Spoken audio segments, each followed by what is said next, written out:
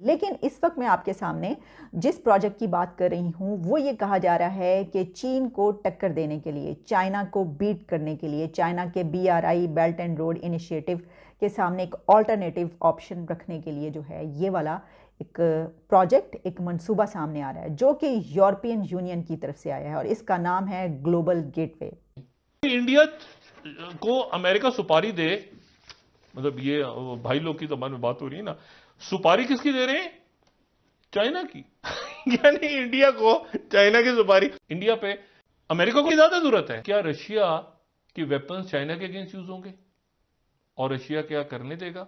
हिंदुस्तान और अमेरिका के दरमियान इस किस्म का एक एक्सेस बन चुका है। हिंदुस्तान इतनी बड़ी जरूरत बन चुकी है और हिंदुस्तान की मदद के बगैर चाइना इस चैलेंज को अमेरिका हैंडल नहीं कर सकता।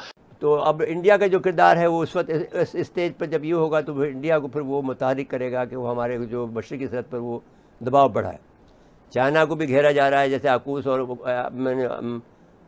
क्वाड की तरफ से। तो अब ये मसला ये है कि जंग तुली हुई खड़ी हुई है इस वक्त दुनिया के मामले पर। अपनी जो हाईटेक जो टेक्नोलॉजी है उसको एक्वायर करेगा और वो इंडिया चाइना का भी मुकाबला करेगा, अपनी कैपेसिटी भी बढ़ेगी और उससे वो पाकिस्तान को भी आउटस्मार्ट कर सकता है।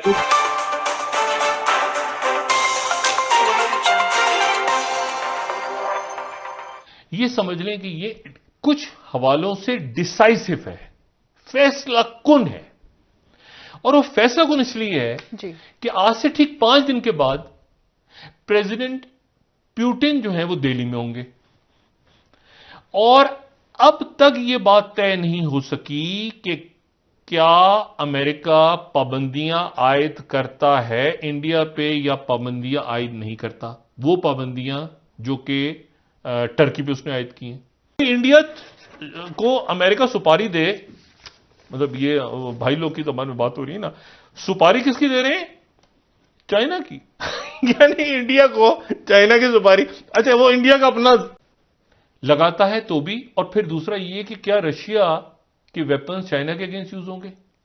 लेकिन अब गुज़िश्ता 5-6 साल में हिंदुस्तान और अमेरिका के दरमियान इस किस्म का एक एक्सेस बन चुका है। हिंदुस्तान इतनी बड़ी जरूरत बन चुकी है चाइना के एक पोटेंशियल राइज की वजह से। इसका मतलब ये नहीं है कि चीन जो है वो कोई बहुत बड़ी ऐसी ग्लोबल पावर बन गया है जो मिलिटरीली अमेरिका को डिफीट कर सकता है, लेकिन चाइना का जो राइज है इस रीजन में वो अमेरिका और मगरब की ताकत को रिप्लेस करता है, उसे डिस्प्लेस करता है। अपनी एक जगह चाइना यहां एक्सपैंड करता हुआ ले रहा है और जाहिर है कि ये एक ऐसा चैलेंज है जिसे अमेरिका और उसके एलाइज कंटेन करना चाहते हैं और हिंदुस्तान की मदद के बगैर इस चैलेंज को अमेरिका हैंडल नहीं कर सकता।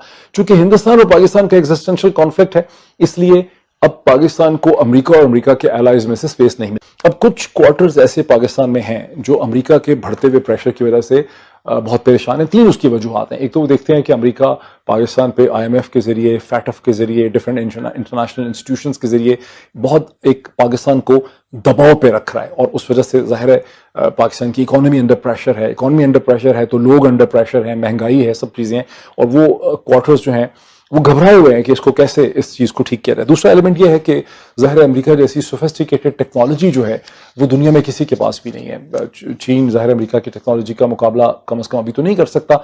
वो अपनी जो हाईटेक जो टेक्नोलॉजी है उसको एक्वायर करेगा और वो इंडिया चाइना का भी मुकाबला करेगा, अपनी कैपेसिटी भी बढ़ेगी और उससे वो पाकिस्तान को भी आउटस्मार्ट कर सकता है क्योंकि इन फील्ड्स में तो पाकिस्तान उस तरह इन्वेस्टमेंट नहीं कर रहा। देखिए जो इलेक्ट्रोमैग्नेटिक स्पेक्ट्रम है या जो स्पेस में और साइबर में क्या चैलेंजेस हैं, इसमें चाइनीज हमारे साथ उस तरह इंगेज नहीं कर रहे। गो कि हमारी उनके साथ अच्छा वर्किंग रिलेशनशिप तो है कि अगर अमेरिकन नेवल चीफ और इंडियन नेवल चीफ ये सारे अगर इस तरह इंडो पैसिफिक को सोच रहे हैं तो ऑब्वियसली इंडिया को इस हवाले से एक रीजनल अहमियत तो है बड़ी, लेकिन इंडिया जो इंडो पैसिफिक में अपना जो इन्फ्लुएंस है उसमें भी चाइना का मुकाबला भी कर सकता है और अपने आप को ग्लोबली पिच भी कर रहा है।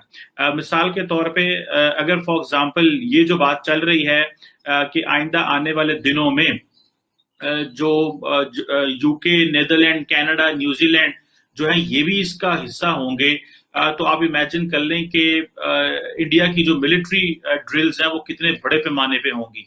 तो ये भी एक बहुत बड़ा एलिमेंट है। और तीसरा जो एलिमेंट है वो ये है कि वो ये भी समझा जाता है पाकिस्तान के बहुत से इंपॉर्टेंट हलकों के अंदर कि चीनी उतने कमिटेड नहीं है, इतने खुल के सामने नहीं आते जितना कि उनको आना चाहिए। जितना कुछ पाकिस्तान उनकी खातिर कर रहा है या सफर करता है, तो चीनी उतने खुल के गैर मुबहम अंदाज से, अनइक्विवोकल स्टाइल से खुल के पाकिस्तान की सपोर्ट में नहीं आते, देना पड़ा। एक तो गुज़श्ता कई महीनों से पाकिस्तान के अंदर ये बहुत ज़्यादा एक तासुर है, ये प्रोपेगेंडा कह लें इसको, जो व्हाट्सएप पे भी है, सोशल मीडिया पे भी है, अखबारात में भी है, कि सीपेक के प्रोजेक्ट्स पे उतनी तेज़ी से काम नहीं हुआ इमरान खान की हुकूमत में, और इसके लिए ज़िम्मेदार है इमरान खान की हुकूमत। ये नाअहल है, ये अहमक है, इन्होंने मुख्तलिफ सवाल उठाए, इन्होंने चाइनीज़ कंपनीज़ की करप्शन के हवाले से सवाल उठाए, किकबैक और कमीशन के लिए उठाए, और इस वजह से चीनी बहुत खफा है, वो बहुत नाराज़ हैं, और इसमें कुछ हकीकत भी थोड़ी बहुत ज़रूर हो सकती है।